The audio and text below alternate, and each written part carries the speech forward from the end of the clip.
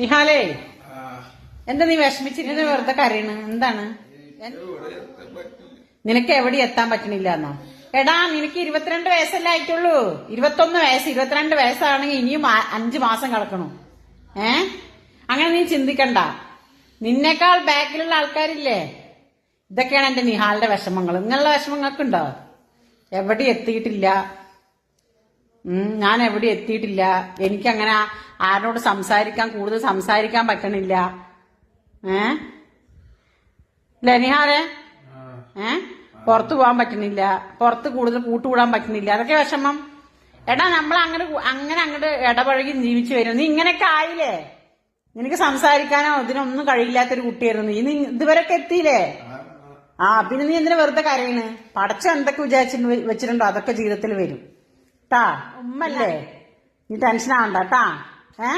കരയണ്ട.